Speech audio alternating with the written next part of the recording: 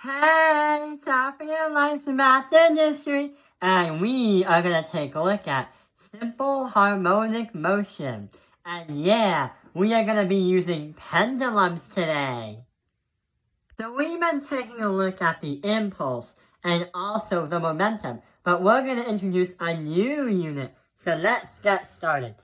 So we're gonna learn about these things on the list.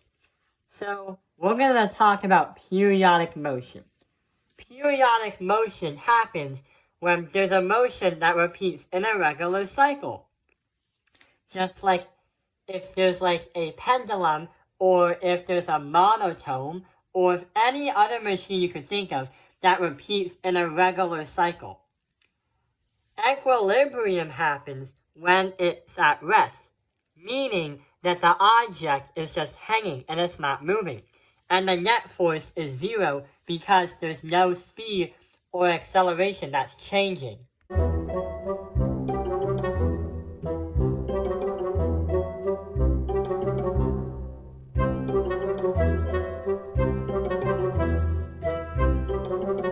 But when the object is pulled away from the equilibrium, or when the object is pulled away from rest, the net force is no longer at rest, and the net force is not going to be zero, because that thing is going to come back swinging. So, when that object is pulled back, you are generating energy.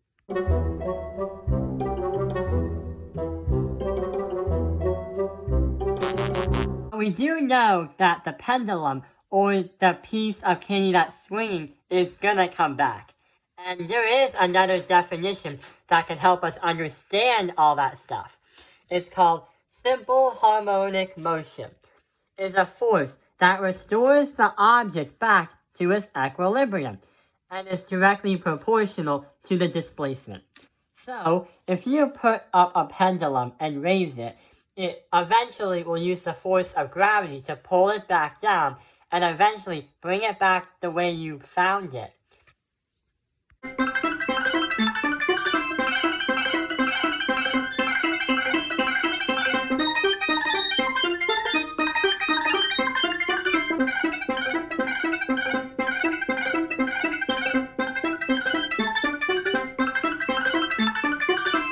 We will also understand the period, which is the time needed for the object to complete one cycle.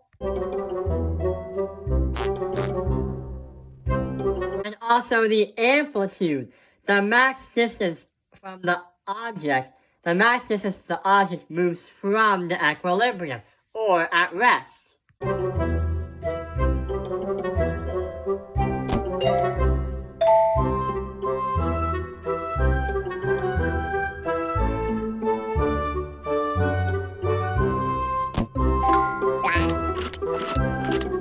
But how are we going to show that on a piece of paper?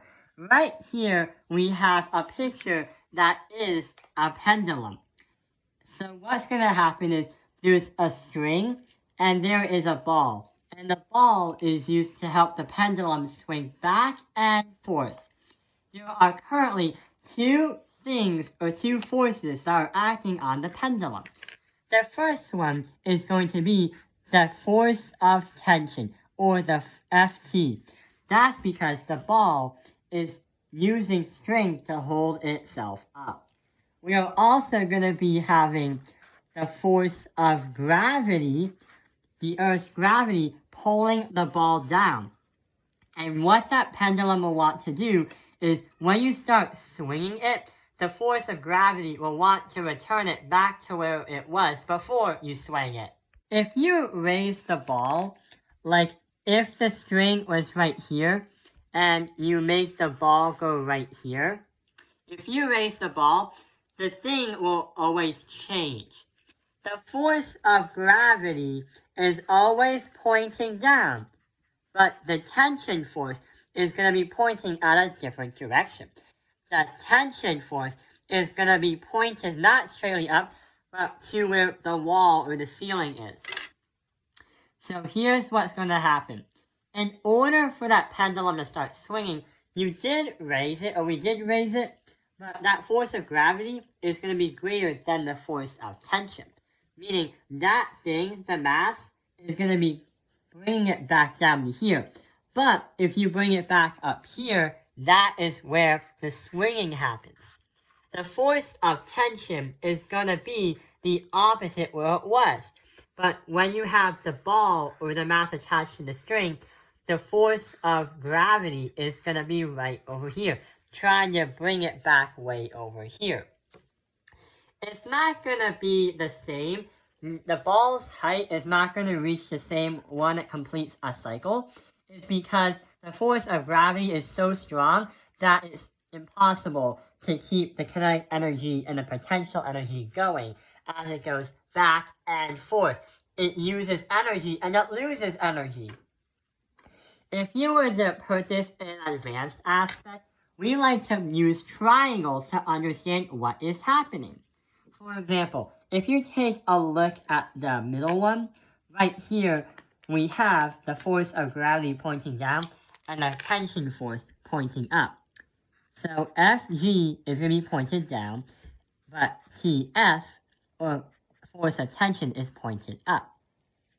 If you go to the left, notice how that the ball is no longer at its equilibrium. It's no longer at rest. There is going to be some kind of net force going around. So here's what happens. The string is pointed in this direction. So that is the force of tension. When you try to visualize gravity, the gravity is going to be pointed down, which is the F of G. But since the ball wants to go back to where it is, but it still goes to the other side, that is going to be where our net force is. Remember, the net force, or the force of net, is all the forces applied to an object. But it will rule out what will happen to the object and where is the object going in what direction. So the F net is going to make the ball go this way, as it's still applying the force of gravity. Same with the one over here. If I draw the force of tension, it's going to be like this. The force of tension. But when I talk about gravity, gravity is always trying to push that ball down, which is the F of G. But when I try to understand that the ball wants to go back over here, we are going to have an F of net. The F net is going to make the ball go this way to make it reach towards equilibrium, making the ball point in that direction while the force of gravity is still acting on the thing. Did you know the bottom of the ball or the mass is usually called a bob? Seriously, it's literally called the B-O-B, or just bob. And also, did you know that there's no really a nickname for string or cable? Many people call it a string, but also many people call it a cable. Like, make sure you don't use your cable Wi-Fi out of a pendulum, which I think is a pretty bad idea. So what we're going to do is solve a math problem related to simple harmonic motion with a pendulum. I hope this video has helped you understand simple harmonic motion. Thank you for watching Top Airlines Math Industry. Like and subscribe.